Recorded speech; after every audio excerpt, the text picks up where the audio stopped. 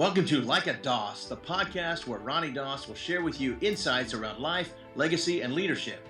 For more information about our resources, visit our website at dossteam.com. Now let's join the podcast. Well, hello guys, it's Ronnie Doss. Welcome back to episode 4 of Like a Doss. The response has been incredible. I'm excited about doing these things. Every time I look at how many downloads we've got and the people that are sharing it and giving me feedback on it, it's just really exciting for me. So I've got a big smile on my face. Joel's here with me, my main man, Joel Bennett. Joel, thanks for being on, bud. Ronnie, I've enjoyed this immensely. Like a Doss is actually helping people. Who knew? And we're enjoying it. I enjoy just being able to ask you some questions, to pick your brain, and for you just to reach into the well of knowledge that you have and share that. We appreciate that. It's going great. Thank you. Yeah, man. Let's do it. So what are we talking about today? I know you always have you're like David Letterman, right? You've always got this list of things that you want to share. I got my blue cards. My blue cards are ready.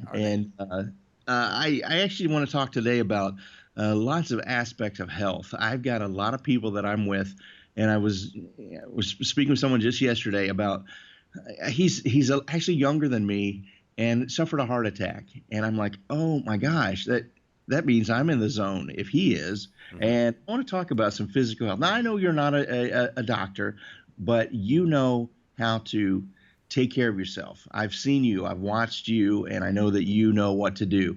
But there's more aspects than just physical health. There's mental health, spiritual health. There's a lot of aspects of health. So I want to talk about health a little bit. Can you tell me some of the aspects of physical health, how I can tackle that?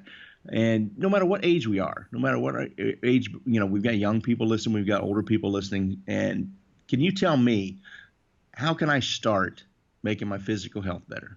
Well, I think one of the first things we do, we always have to talk about commitment, right? And I think, a lot of people ask me about commitment, and what drives commitment is simply reasons. And that's a word that's really been resonating with me a lot lately, is just reasons.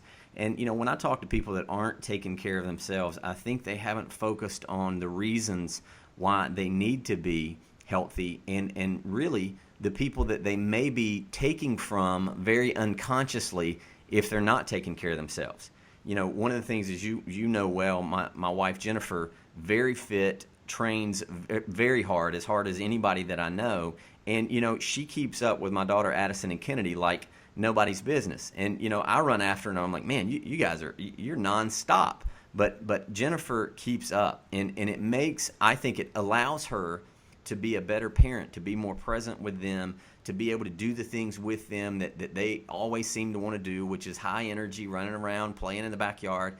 And I see that. And I do that well because, I am in shape. I do work out. I do take care of myself. But I think that for us to really be the best that we can be, our physical health has to be a priority for us. And so if we haven't looked at the reasons as to why we need to be healthier, not just from the standpoint of, I don't want to have the heart attack, but the reasons of I want to live the best life that I can. I want to get the most out of the day.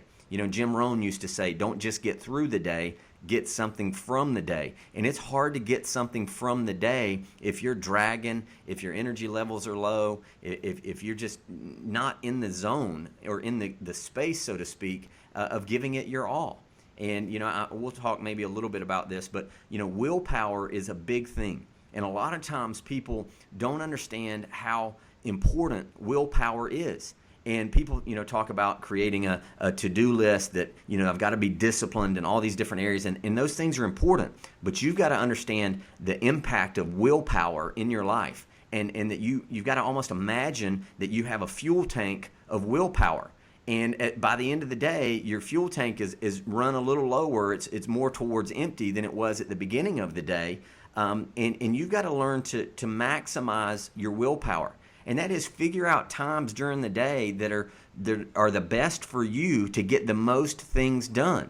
What a lot of people do, Joel, is they procrastinate throughout the day, and their willpower, just because they're going throughout the day, they're burning a lot of calories in their mind because they're thinking about all that they need to do. They're trying to focus on getting certain tasks done. By the end of the day, their brain has burned so many calories that they're tired.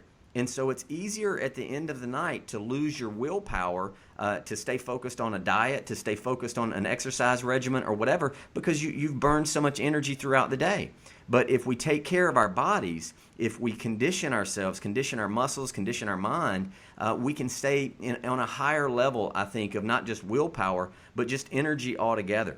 And so I don't know if we've ever talked about this. I know we haven't talked about it on the podcast here, but your brain is I think about, let's just say, 1/40th or 1/50th the size of your whole overall body and your body weight.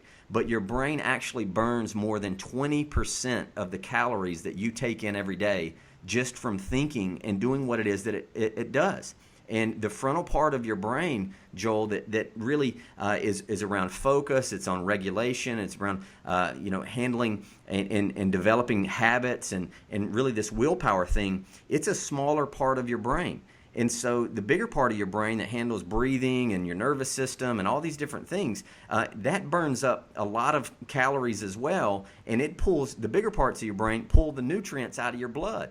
And so your prefrontal cortex doesn't get as much of the nutrients out of the blood as the rest of your brain does. And so if you skip a meal, if you don't take care of yourself as far as vitamins and taking in good stuff, the rest of your brain isn't as affected as the prefrontal cortex. It's what they call the runt of the brain. It's the smaller part.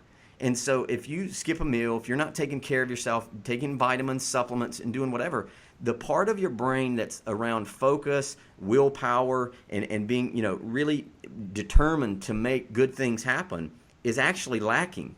And so it's easy to see why, if you're not taking care of yourself physically and eating right, that you're going to have a harder time focusing and really having the willpower to do the things that you say that you want to do. And so, when I learned that, I thought, oh my gosh. And if you're like me, and Joel, I'm a heavy thinker. I'm always reading. I'm always processing, always thinking. I burn a lot of calories. I have a high metabolism. My wife will tell you I can pretty much eat anything, and we don't know where it goes. It just kind of disappears. But I think it's because I burn so many calories thinking. I'm always trying to focus. And I know that it's important to make sure that my physical body is at the top of the list when it comes to priority, because if I take care of my physical body takes care of me. And too many people don't do it. And then when they don't feel good, they go, well, I'm just not getting enough done. I just can't find time. No, you'll find time when you can look at your life and say, there are times during the day where I feel that I'm the most effective, that I have the most willpower, and it's going to be in those times that I focus on getting the things done that I need to get done. So I don't know, that was a lot, but there's some information in there hopefully that's really helpful. That was actually really, really good. I learned a lot just by sitting here learning about that. I didn't know that your brain burns so much. That gives me some incentive to, not to just to veg and watch TV or something, but actually do some physical grinding in my head to do stuff, even when I can't physically get out and do some things. Yeah, if you see people that are really focused, I don't want to say overachieving, whatever, but if you really see people that operate from that place, their body tends to resemble their focused mindset. People, there's strong mind, strong body. It's just unbelievable the correlation between the two. And I'm not saying that there aren't people that might have struggle with obesity and all that aren't getting certain things done.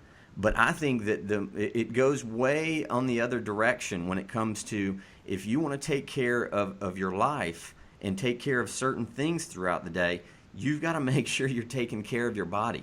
It is all you've got. It is the transporter vehicle. It is the thing, it's the house of your soul, of your spirit. And so if you want to do better, I think it's important for us to feel better. And when people don't feel good, they just don't do good. I watch my mom. My mom is in her late 60s. She juices, she takes her vitamins, and she works out. And I'm telling you, it's incredible. She's an amazing person, and she vibrates really high. As you look in her eyes, you can tell, she's doing it. And it's like she's just getting younger. And that's inspiring to me. When I see that, with a person that's in their 60s, I go, man, there's no excuse for us in our 40s, our 30s, 20s. I mean, it needs to be a priority. It really does. And the benefits of it, Joel, are immense. And too many people miss out on it, and they think because they don't feel good that then they're not going to work out. Well, I don't feel like working out. I believe one of the things that we've got to really get good at is act our way into feeling. And as you do that, we used to hear it takes 21 days to break a habit. I think studies now have shown that 66 days can actually, that's kind of the sweet spot around developing a habit. That if you can do something for 66 days, it really does become a part of your life. And I set a goal about 4 or 5 months ago that I was going to work out. I was going to do this 100-day program where I was going to get in the gym and basically hit 100 days out of, I think, about 135 days. And so I was in the gym basically 4 to 5 days a week. And man, I feel great, and my body has responded well, and I notice that when I get up, I'm thinking more clearly, I'm more focused on what it is that I want to do, and honestly, Joel, I'm getting a lot more done. And when you feel better that way and your brain is operating more clearly, it's amazing that you tend to identify what distractions are, disturbances, the things that can mess with your day. I tend to identify those more quickly and say, all right, that's not going to be a part of my day today. I'm not giving permission to that. And as I don't give it permission, it doesn't creep in. And because it hasn't crept in, I've gotten and maximized more of the day. And, and I'll get off this, but I do want to say this. I heard a quote the other day that said, time is an equal opportunity employer. We all get 24 hours a day, no more, no less. But we don't all make the most out of that time. We don't get the most out of it. We all don't do it equally. Even though it's an equal opportunity employer, so to speak, we all get 24 hours a day. Many of us aren't maximizing it the way that we could. And, this isn't a point the finger podcast at all. This is just hopefully motivating some people to go, you know what, I've got to do something, and the time to do it is now. And if you get started today, just doing small thing, moving towards a goal of taking better care of yourself, I'm telling you, in a short period of time, you'll be able to tell the difference, you'll feel the difference, and then it's like, okay, what's next? Now that I'm doing this, I'm getting myself aligned with a physical health goal, I'm thinking well, I'm feeling well, I'm moving well, it's like, what do I want to do next? And I just think it's unbelievably important. That's good, Ronnie. I'm motivated just listening to that. And I know you're in shape. I've seen you. I feel like I'm in shape because round is a shape.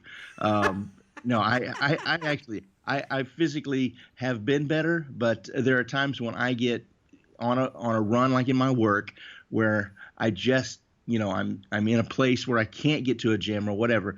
I need to make some creative choices and go, you know what, instead of sitting here for 30 minutes on this break, I need to walk on this break, or I need to find a set of stairs and walk some stairs. Yeah. So I need to do that, and I appreciate that. I think you've boosted me again in doing that. You've mentioned a couple times vitamins. I feel like we don't have in our quick fast food runs that we make, there's no vitamins in that. There's no health in that. There's no life in that. How do I make the better choices in what I input into my body? We've talked about output and physical activity. Input, how can I do that and do it where I can actually afford it? Some of that stuff is so expensive. Yeah, some stuff is, but that's no excuse for not finding. And you ask around. I mean, gosh, I work with so many chiropractors, and God, these guys are just so passionate about health. I mean, they know more. It's amazing about the human body and its potential than you can imagine. And I just love being around these guys. I call them the miracle workers because that's what they're doing. But you can find out, you can go online. I would say if you know a chiropractor close by, one that you could talk to, ask them. They'll tell you different types of supplements, what's really good. But I think all this boils down to a couple things, and I'm not going to get on this one today. I mean, maybe I will, but I think it boils down to time management and prioritizing. If I don't prioritize my time and make time to figure out how I can eat better do better, whatever, then if I don't make the time, I'm not going to find the time. And when I don't find the time, I'm at the mercy of the clock. And when I'm at the mercy of the clock and traffic and getting where I've got to get to take the kids and drop the thing and pick up the stuff and go, right, when I'm at the mercy of that, you can bet that my health is going to be put on a lower priority level. And what happens is, let's just call it a system, so to speak, that there's a system. And there's a system with the pharmaceutical company, fast food companies. There's a system with the petrodollar banks. There's a system, and there's a system that many people are benefiting from, keeping our culture and society sick and running around like slaves, doing things. And I'm not saying that this is an amazing country to live in. It is. I'm grateful to be an American. I am. I got an American flag hanging beside my front door. But I know that many times our culture is breeding these people, or us, that we're slaves to getting more, having more, doing more, and running, acquiring. I think I might have said it last time, I'm not sure, but many people think that success is acquisition and consumption. So I can get more, consume more, get more, consume more. And it's not. What it's about is contribution and compassion, making a contribution into the world, and compassion driving that. But you also have to be compassionate to yourself. You've got to understand that you're the most important thing in the world. And people say, well, no, my kids are first. Well, if you don't take care of you, you can't take care of your kids. And One of the things that I'm going to mention Jim Rohn again. Gosh, Jim Rohn said, I'll take care of me for you if you'll be willing to take care of you for me. And I think that's one of the most awesome phrases, because it's like, wait a minute, I'm going to eat right, take my vitamins, I'm going to exercise as best I can, I'm going to take care of me so that if you need me, I can bring my best to whatever it is. And if I can do that, and you make the commitment that you'll do that, then if I need some support from you, you can step in and do that as well. I mean, what a great mindset of personal responsibility. And I think that our culture and society are breeding people that are a microwave society. Touch it, get it quick, and that's it. We need to run. And you see all these people that are struggling. You can look at them and tell that they are exhausted, they're tired and tapped out. And people, and this isn't I'm not pointing the finger. It's just, this is what we see. The results are the name of the game. And we can look at the results that we have produced as a culture. And we got many unhealthy people that aren't getting the most out of their time. And I think that if you're listening to this podcast, I know you want more out of life. One of the things that you've got to do, if I were coaching you, if you were paying me to coach you, is one of the first things we would do is figure out what an exercise routine needs to look like for you, a regimen that you can put down that works for you, and we're going to stick to that. We're going to make sure that that's a goal, and if you're not hitting it, then we're going to get really real on what the causes are behind your casualness towards it, because I believe that we're supposed to take care of our body. So, anyway. That is good. That's 66 days start. That's the first time I've heard that. And it used to be, you've heard it before, Joel. 21 days to break a habit. You ever heard that? It takes 21 days to break a habit. Yeah, that's a lie. We know that's not true. That's just somebody that came up with some author came up with some neat little phrase. But I think we've seen studies now that if you can do something pretty consistently, you start to train your brain for it to be a part of your life, and you're expecting to do it. And I don't know about you, but when I'm working out, if I go a couple of days and don't work out, I feel like I feel worse than the struggle of getting up and going and doing it. So anyway. Man, that's good. That is good. Let's move on to mental health. We've worked ourselves, like you were talking about, instant society and keeping busy and getting more, consuming more. The stress levels that we go through are higher than or maybe not higher, but different than what our parents did and the generations before. And I think that stress then also hurts us physically. So the mental stress that we're in, how do I reduce that, find something better to do so that I'm not living so stressed? Because stress then leads to depression and just it's a downfall if you give into that. Mm-hmm. Well, mental health, so to speak, we see all these different challenges of young people growing up now with what are diagnosed as ADHD, all these different things. I was reading about Michael Phelps, who I think one of his teachers was saying when he was young that he was not going to become much. Michael Phelps, the Yeah. all-time legend as far as the Olympian with the most medals of anybody. I think one of his teachers when he was young said that he couldn't get focused on anything, that he was never going to become anything. And what I think he found is I think obviously swimming. He found something to focus some of his energy towards, instead of just sitting around, fidgeting and doing all sorts of things that aren't going to lead you anywhere. You've heard me talk about, as a leader, it's important for us to find our lane. As a CEO, a business owner, if we have a team, our responsibility is to find the right seat on the bus for the people that are on our team. It's not just getting them on the bus, it's finding the right seat for them so that they can be in their lane, moving forward, what they're passionate about, and really exerting their energy towards forward progress and moving to make something happen. The mental aspect of that is that, our brains are such complex things that I believe that we need something to direct our energy towards. Focusing on it's like they say the energy it takes to burn a light bulb, that if you can dial that down and get it focused, that it can become a laser that can cut through metals. With the same amount of energy, it's just dialed down so tightly, it's magnified down to the sharpest point. And I think that we need to understand that we've got to have some things in our life to channel some of this mental energy that obviously that we just talked about 10 minutes ago, that we burn so much. We've got to direct it towards something and towards something good. I think too many people try to be too good at too many things, and as a result, they're not good at anything. And if you look at the people that became great, Michael Phelps, what did he do? He swam. That was his focus. LeBron James, basketball. Now, these people can do other things, but you know what? They got good at really one thing. And I think that we all need one thing that we can pour our heart and our energy to. For some people, it's drawing. I mean, you wouldn't believe, Joel, in the trainings that I've done and asking people, what do you love to do? And I did a training one time, and I had a young lady say, I love to dance. And I said, man, are you dancing a lot now? And I could tell that she just didn't seem to have that energy. And she's a beautiful young lady, very fit. And she said, no, I haven't danced in it's been a couple of years. I've just gotten so busy. She goes, but I want to start again. And Joel, in the training, I said, well, you want to start right now? She was like, what? And I said, you want to start right now? And she said, okay. And so she comes to the front of the room. We pushed the front row of the chairs back. And this young lady started to dance. And it was incredible. She was so emotional, but she was an incredibly graceful ballet dancer. It was unbelievable. And the people were watching. And what I learned, Joel, is there's so much that people have trapped inside because they've allowed so many things to distract them and the world to say, you need to be doing this and you need to be doing that. But we find our power. We find our power in our uniqueness.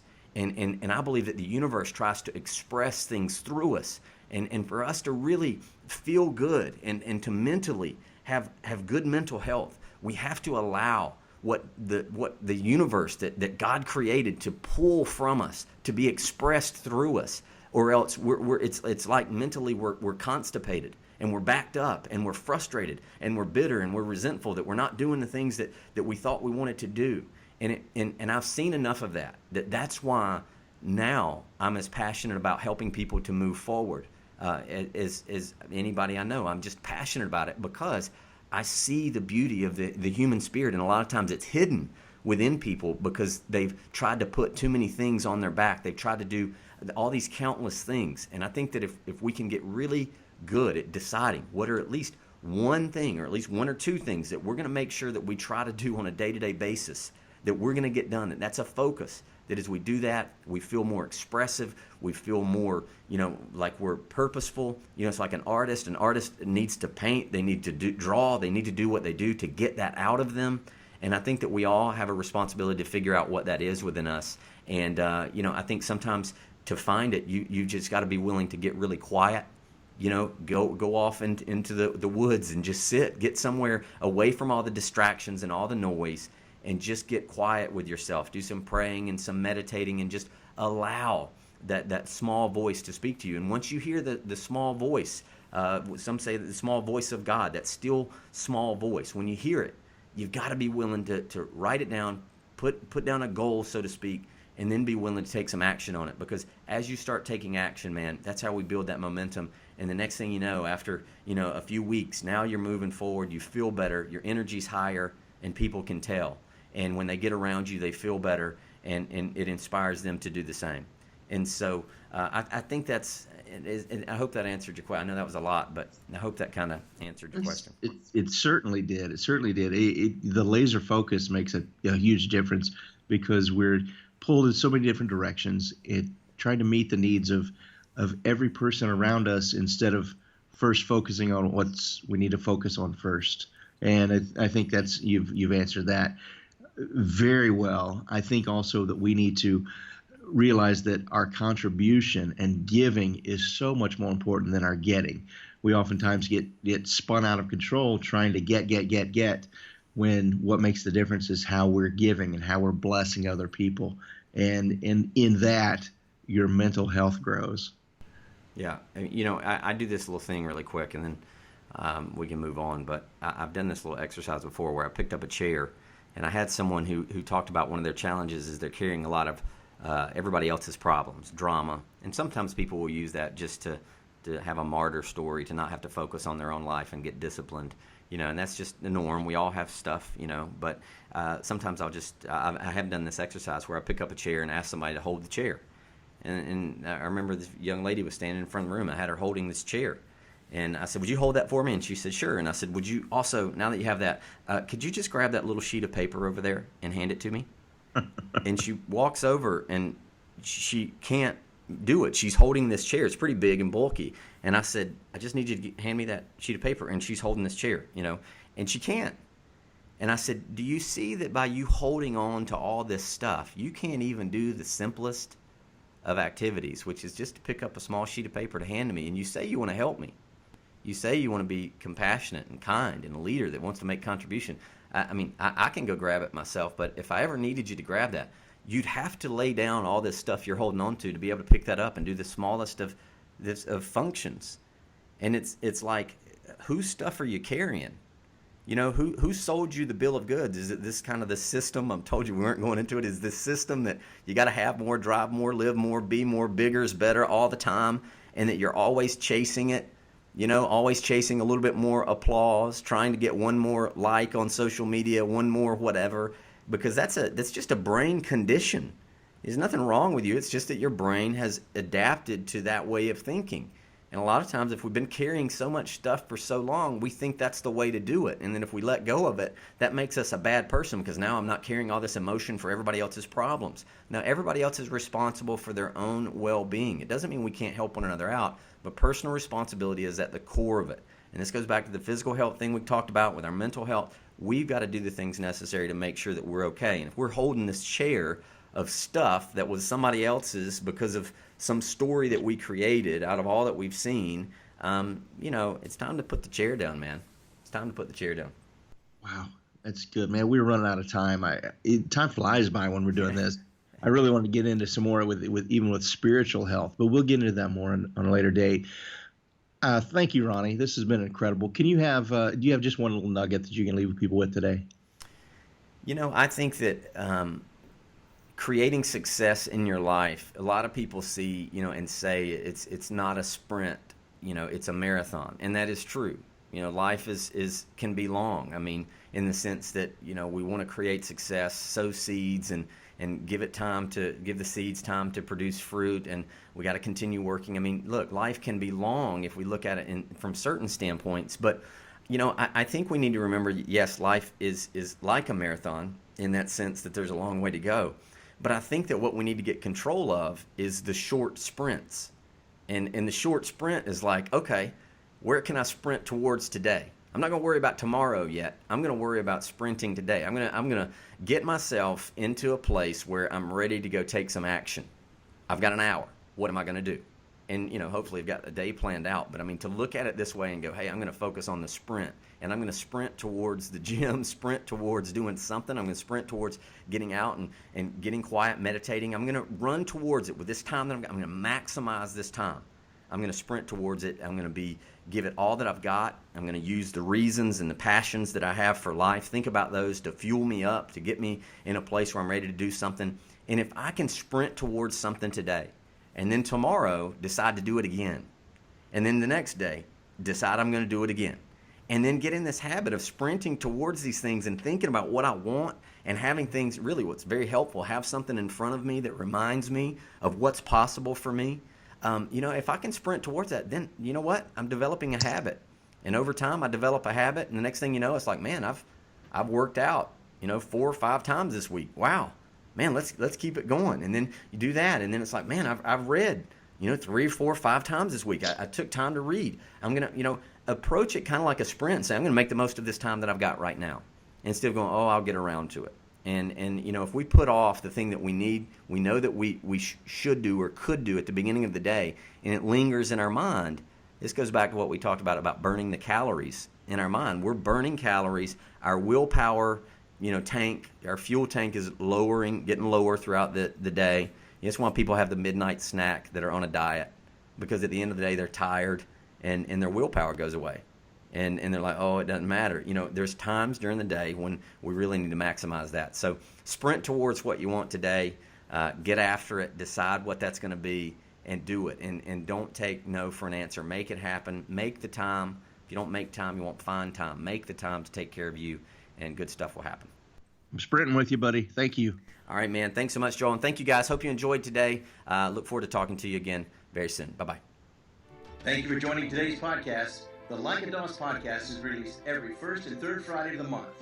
For more information, visit our website at dossteam.com.